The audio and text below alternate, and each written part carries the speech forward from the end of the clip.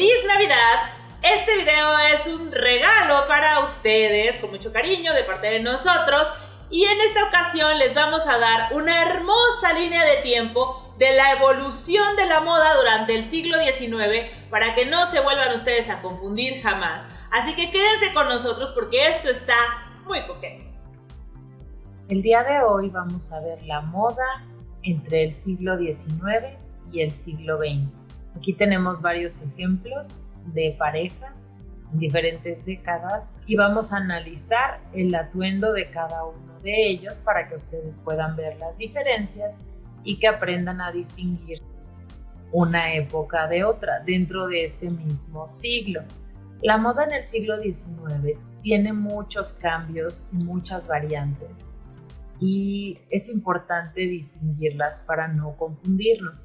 Incluso hay etapas de la moda del siglo XIX que se pueden confundir con otras épocas anteriores o posteriores. En esta ocasión vamos a abarcar desde 1800 hasta 1914, que para mayor referencia es la época cuando zarpó y se hundió el Titanic. Lo primero que vamos a ubicar al analizar estas prendas de vestir es a qué altura se encuentra la cintura en cada uno de estos vestidos. Esto nos puede ayudar de entrada a distinguir si estamos hablando de principios del siglo o si estamos unas cuantas décadas más avanzados. El siglo XIX comienza con el estilo imperio. Este fue inventado por Leroy, el sastre de Josefina Bonaparte, la esposa de Napoleón Bonaparte, en Francia. El estilo imperio es un estilo bastante sobrio y delicado que contrarresta de manera muy notoria al estilo anterior, que era el estilo rococó, el cual era muy recargado y tenía mucho volumen tanto en peinados y accesorios como en la propia forma de las prendas de vestir.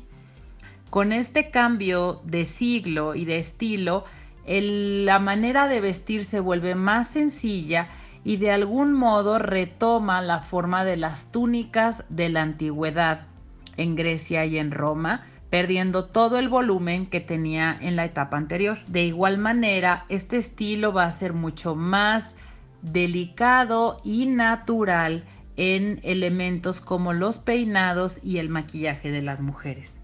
Este estilo se caracteriza porque el corte va justo debajo del busto. Este corte se sigue conociendo hasta nuestra época como estilo imperio.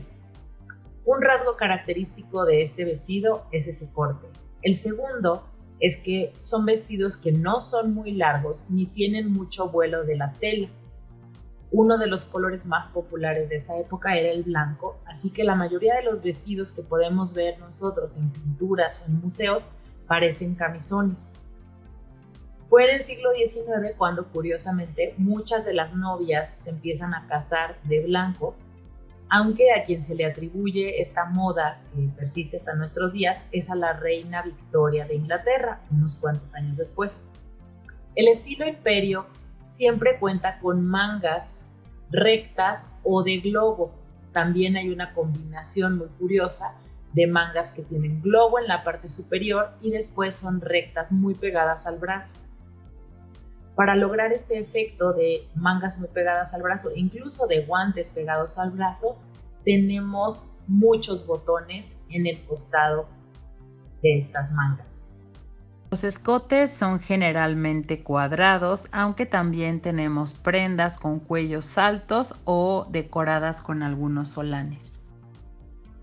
En el caso de los vestidos de fiesta, como el que estamos viendo aquí, era común que la manga fuera corta y entonces se compensara con un guante muy largo para no dejar tanta piel expuesta en el brazo. Estos vestidos generalmente estaban hechos de algodón o de telas muy delgaditas y esto no significaba que en Europa estuviera haciendo más calor en esa época. Simplemente las mujeres compensaban lo ligero de los vestidos utilizando chales de cashmere o de angora o sacos cortos que también llegaban justo debajo del busto, o abrigos largos que tenían el corte debajo del busto también. Este es el estilo imperio y es bastante fácil de distinguir. Como mencioné anteriormente, la forma de los peinados de esta época también es característica por su naturalidad.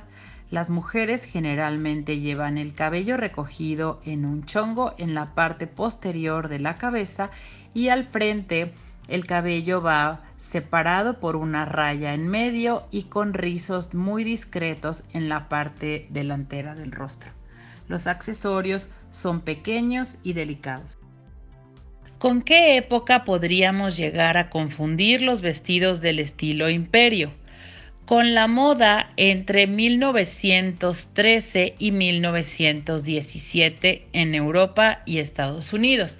Esto es gracias a diseñadores como Paul Poiret, que retoman el corte imperio, pero en prendas un poco más sofisticadas, con escotes más pronunciados y con accesorios mucho más llamativos que los que se utilizaban en la época imperio. Los vestidos entre 1913 y 1917 también se pueden diferenciar por el hecho de que cada vez son más cortos y se ve mucho más el zapato e incluso a veces el tobillo de la mujer. La evolución de este estilo a cuando sube al poder la reina Victoria de Inglaterra y entonces Inglaterra se vuelve potencia mundial, es el estilo victoriano. El estilo victoriano pues va a abarcar el resto del siglo XIX y comienza con una variante sutil del estilo imperio. Aquí si observamos nuestra línea de la cintura de esta primera etapa de la época victoriana está ligeramente arriba de donde está la cintura de las personas. Es decir, el corte debajo del busto estilo imperio va a ir sutilmente bajando hasta ubicarse en la cintura del cuerpo de las mujeres. Este primer vestido ya tiene mucho más vuelo en la falda y se siguen conservando algunos elementos como la manga que tiene globo y luego es recta y también el sombrero tipo bonete con una gran visera y un moño debajo de la barbilla. Este tipo de sombrero ya se conoce en la época anterior, estilo imperio en 1800, y pues se va a seguir utilizando gran parte del siglo XIX. Es uno de los sombreros más populares. Las zapatillas de estas dos primeras etapas son zapatillas bajas que se parecen mucho a los flats o a los zapatos que les llaman bailarinas. Asemejan mucho a las zapatillas de ballet. Nuestro siguiente paso evolutivo, que es un brinco bastante más notorio, es el que se da en los vestidos entre 1835 y 1850. Aquí también podemos ver una evolución. La cintura del vestido ya cae en la cintura del cuerpo de la mujer y la falda adquiere un volumen impresionante. Esto es gracias a que Charles Worth, el padre de la alta costura, inventa la crinolina. La crinolina es una estructura de varios aros concéntricos. Estos están hechos de diferentes materiales, como por ejemplo el alambre o el bies, incluso madera o algún otro tipo de material. El volumen que llegaron a alcanzar las faldas con crinolina de esta época alcanzaron los 3 metros de diámetro, es decir, que la distancia que había entre una mujer con una falda con crinolina y otra o algún caballero era considerable. Esto es una forma real de distanciamiento social en una época cuando la represión femenina era notable. Esto también lo podemos notar en que los corsets y los vestidos son extremadamente acinturados. Esta es justo la época en la cual las mujeres se desmayaban por lo apretados que traían los corsets, ya que no podían comer, no podían respirar y también desarrollaban algunas enfermedades por este tipo de corset. Entonces, entre lo apretado del corset y lo amplio de la falda, se hace esta silueta como de campana.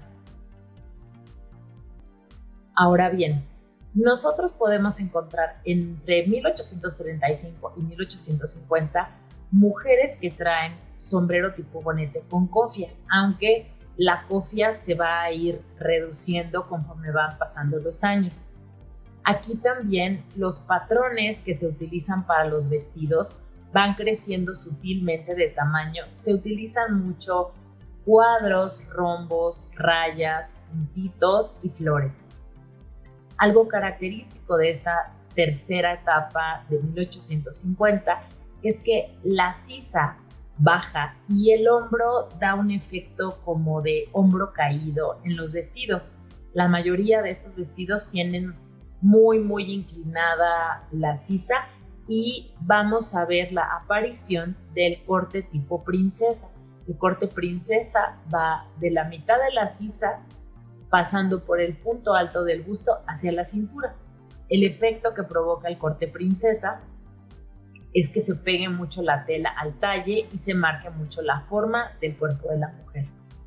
Una sutil diferencia entre esta primera y segunda parte de la época victoriana tiene que ver con el peinado de las mujeres. En ambos casos, el cabello se recoge en la parte posterior en un chongo. Sin embargo, en la primera etapa era común que las mujeres tuvieran rizos muy definidos en forma de caireles en la parte frontal de la cabeza, cuando en la segunda etapa el cabello se llevaba extremadamente liso, peinado hacia los lados y bajaba de una manera curiosa, extremadamente alaciado por debajo de la oreja.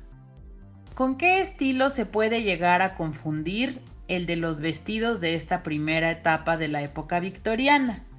Con los vestidos del barroco, en particular con los vestidos confeccionados entre 1640 y 1680, que eran a su vez vestidos con una falda muy amplia, que también utilizaban mangas aglobadas, pero a diferencia de la época victoriana, donde los escotes eran muy discretos y estaban muy arriba, en la época del barroco los escotes permitían ver un poco del busto de la mujer y eran mucho más redondos. Algo que tienen muy en común los vestidos de estas dos épocas es que la sisa del vestido está caída, pero un detalle que los puede diferenciar es que el talle del vestido no está tan ceñido a la cintura y que el corte no va estilo princesa, sino que viene directamente desde el hombro.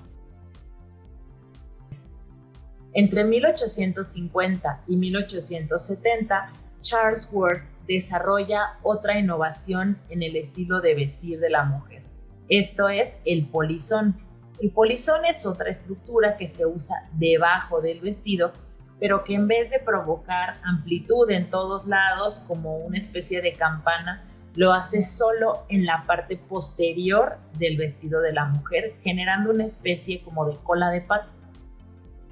Este polizón es muy parecido a la forma que tenían los vestidos en la época de la Revolución Francesa a finales del siglo XVIII, por lo cual nosotros podríamos llegar a confundir los vestidos de 1870 con los vestidos de más o menos 100 años antes, porque la forma del polizón se parece un poco a la que tenían los vestidos en esa época. Algo más característico de 1870 es que las mujeres comienzan a utilizar trajes de 2 piezas y se va perfilando lo que después se conoció como el traje sastre femenino. Aquí podemos apreciar que todavía se utiliza el corte princesa, pero la sisa de los vestidos ya se coloca donde normalmente va, es decir, en la unión del brazo con el tórax. Es muy común en 1870 utilizar otro tipo de sombreros. Los bonetes con cofia lentamente van pasando de moda y dan lugar a sombreros de copa o a sombreros tipo Pamela, cuya ala va creciendo cada vez más. Estos sombreros son decorados con tul, con moños, con flores de tela, incluso con plumas de algunos animales. En los vestidos con polizón es común ver cascadas de tela haciendo una forma tipo columpio, diversos moños e incluso tela tableada, lisada o drapeada. Hacia 1879 habrá otro cambio más en la moda, de igual manera con influencia de Charles Worth, el padre de la alta costura.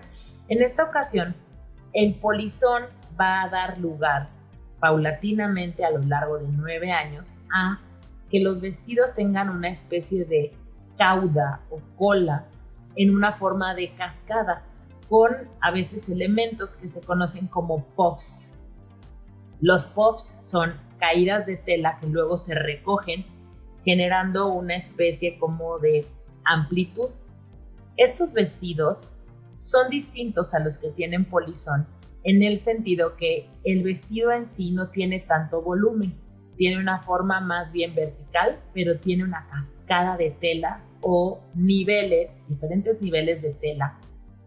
Y en la parte posterior siempre habrá un moño o algún tipo de cauda de diferentes niveles. En esta época también hay vestidos que tienen cortes al hombro.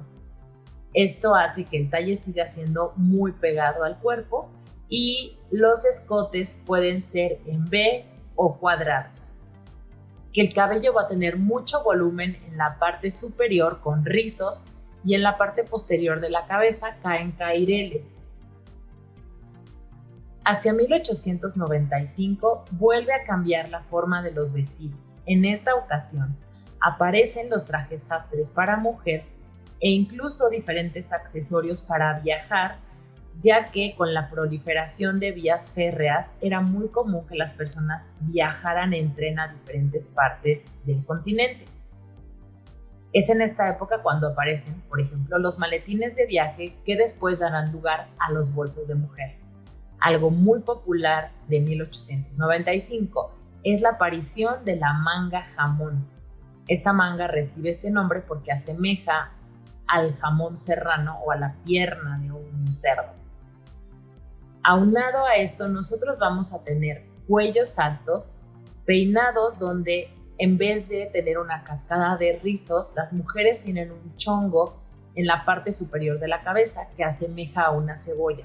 Sobre este chongo se colocaba un sombrero tipo Pamela de ala ancha que estaba decorado con cualquier cantidad de objetos que ustedes se puedan imaginar, incluso a veces hasta aves disecadas, que va a ir adquiriendo cada vez mayor longitud y tamaño.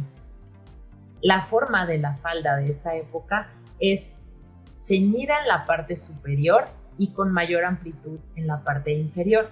Esto se parece mucho a algunos vestidos de baile, por ejemplo, los vestidos de flamenco.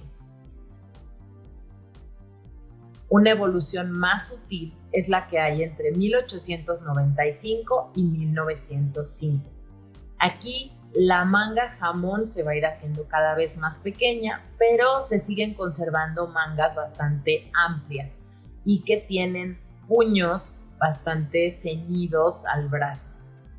Es en esta época cuando era muy común que las mujeres se hicieran sus blusas con técnicas como bordado, deshilado, crochet o diferentes tipos de encaje.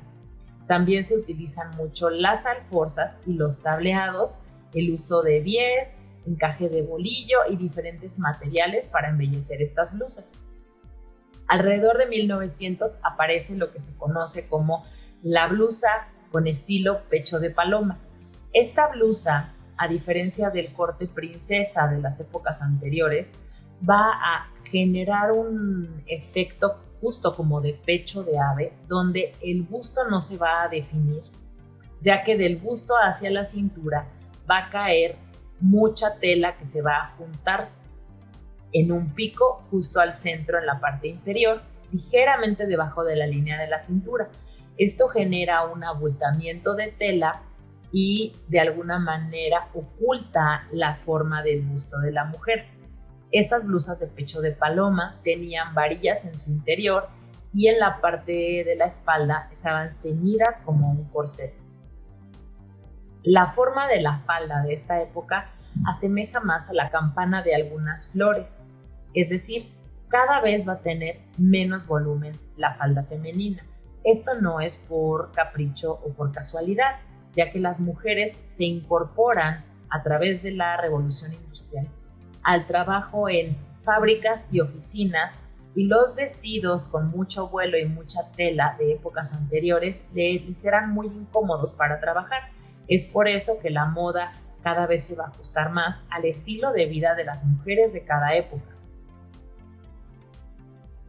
Hacia 1912, la silueta de los vestidos va a cambiar también. Los vestidos se vuelven más cortos y cada vez es más visible el zapato de la mujer que lo porta. El corte del vestido es más recto y tiene menor vuelo de tela. Incluso podemos empezar a ver mangas más cortas, como por ejemplo la que tenemos aquí, que es estilo 3/4. Los cuellos siguen siendo altos, aunque hay algunas prendas que se empiezan a escotar, sobre todo en vestidos de noche. El ala de los sombreros tipo Pamela se vuelve extremadamente amplio y exagerado, decorado con objetos cada vez más grandes. Los chongos de las mujeres siguen siendo chongos tipo cebolla y el cabello de las mujeres es extremadamente largo. En el caso de la indumentaria masculina, el estilo utilizado por los hombres alrededor de 1800, que es el estilo imperio, es bastante fácil de diferenciar. Los sacos tipo levita, que son los antecesores de lo que ahora conocemos como el frac, eran cortos en la parte frontal, justo a la altura de la cintura, y en la parte posterior tenían una caída de tela o, como mucha gente le dice, tenían cola. En ese sentido, es muy fácil de diferenciar estos tipos de trajes de otros de épocas anteriores o posteriores. Los cuellos de las camisas y de los sacos eran extremadamente altos. Unos cuellos de levitas tipo militar incluso llegaban justo al borde de la mandíbula. Algo característico en el atuendo masculino es que los pantalones eran extremadamente ceñidos a la pierna, abrochados con una tira de botones en los costados. Era muy común que los hombres llevaran el cabello corto, ligeramente despeinado, con un peinado bastante parecido a cómo llevaban el cabello los romanos, y que se dejaran a los costados de la cara, el contorno de la mandíbula, patillas extremadamente largas. Los pantalones iban en la cintura alta, los chalecos eran muy cortos, ya sea que fueran rectos o que fueran cruzados, como el ejemplo que tenemos aquí. Y los sombreros más populares van a ser el bicornio, es decir, un sombrero de 2 cuernos o 2 picos, y el sombrero de copa o chistera. Este traje va a sufrir cambios muy drásticos entre 1800 y 1835, ya que los sacos en 1835 llegan mucho más abajo, asemejando a un abrigo corto, y tienen un faldón tanto delante como detrás. Las solapas son muchísimo más grandes y lo que se conserva son los chalecos a la cintura y los cuellos muy altos, con corbatas de moño. En esta época el cabello del hombre se utiliza mucho más largo y se conservan las patillas. Los pantalones siguen siendo a la cintura y bastante ceñidos a la pierna. Los pantalones en esta época, para verse más ceñidos a la pierna y menos arrugados, tenían una pieza que pasaba justo por debajo del zapato para jalar el pantalón hacia abajo y que se viera mucho más planchado. Entre 1835 y 1850, el cambio en la moda es mucho más sutil. ¿Cuáles son los elementos en los que nosotros tenemos que fijarnos? En primer lugar, el saco o tipo levita tiene un menor vuelo, sigue siendo amplio, pero ya no tiene un faldón en la parte inferior. El segundo elemento característico es que la solapa se va reduciendo de tamaño. Los hombres siguen utilizando el cabello ligeramente largo y las patillas, y los pantalones van a ser un poco menos ceñidos a la pierna. Es común utilizar chalecos en algún material que haga contraste con la tela del saco, y en general era más común que el chaleco estuviera bordado o decorado y que el saco fuera liso. Hacia 1870, el cambio que vamos a notar en la indumentaria masculina es que el pantalón se vuelve recto, ya no ceñido a la pierna. Los sacos son igualmente largos, pero pierden todo el volumen y caen de manera mucho más recta. Este tipo de atuendo es muy parecido al de los porteros de algunos hoteles elegantes que siguen vistiendo de esta manera. Los hombres utilizan sombreros de copa, cuellos rígidos altos, con corbata recta, y es común que utilicen algún tipo de bastón cuando salen a la calle. Muchos de estos bastones también los utilizaban no solo para tener porte y verse elegantes, sino como armas para algún tipo de pelea callejera. La moda masculina entre 1870 y 1879 va a tener cambios bastante notorios. En primer lugar, el cuello de la camisa se vuelve diferente. Las corbatas cada vez se asemejan más a las que conocemos actualmente. La solapa de los sacos se vuelve considerablemente pequeña y el saco tiene un ajuste en la parte superior y queda abierto de la cintura hacia abajo, dejando ver a veces parte del chaleco. El corte del pantalón es recto, así como el de las mangas. Los sombreros de copa se siguen utilizando y aparecen el bombín y otras variantes de sombreros de fieltro y otros materiales, generalmente en color negro. Entre 1879 y 1895, el atuendo masculino va a sufrir cambios drásticos bastante notorios. El traje de 1895 es muy parecido al traje slim fit que se utiliza en la actualidad por los caballeros. Es un traje de 3 piezas donde generalmente el saco y el pantalón son del mismo material y el chaleco está en contraste. Los sacos tienen 3 bolsillos y generalmente con una tapa tipo cartera. Es común que los hombres utilicen un pañuelo doblado que asoma en el bolsillo superior. El cuello de la camisa se conserva, las corbatas son bastante parecidas, pero tenemos la presencia de algunos tablones o incluso alforzas en el corte de la camisa. Hacia 1905 se sigue conservando el traje corte slim fit, con pantalones rectos y saco muy ajustado, con una solapa bastante pequeña y discreta. Lo que va a cambiar en esta ocasión son los cuellos de la camisa, que generalmente son más altos y son rígidos. Muchas camisas incluso tenían cuellos quitapón. Estos cuellos estaban extremadamente almidonados, igual que los puños de las camisas. Aparecen otras variedades de sombreros, cada vez más pequeños y discretos, y la corbata es cada vez más parecida a las que conocemos actualmente. Es muy común que en esta época se utilicen zapatos bicolor o los que tienen detalles y pequeñas perforaciones, conocidos como zapatos bostonianos. A diferencia de épocas anteriores, los zapatos que se utilizan en esta época son cada vez más parecidos a los zapatos actuales. La diferencia entre los trajes de 1905 y 1912 son sutiles pero importantes. El saco se vuelve cada vez más corto, podemos ver pantalones que tienen planchado el cruce y también la forma de la solapa cambia. Si ustedes se fijan, es mucho más baja, pero de igual manera es angosta.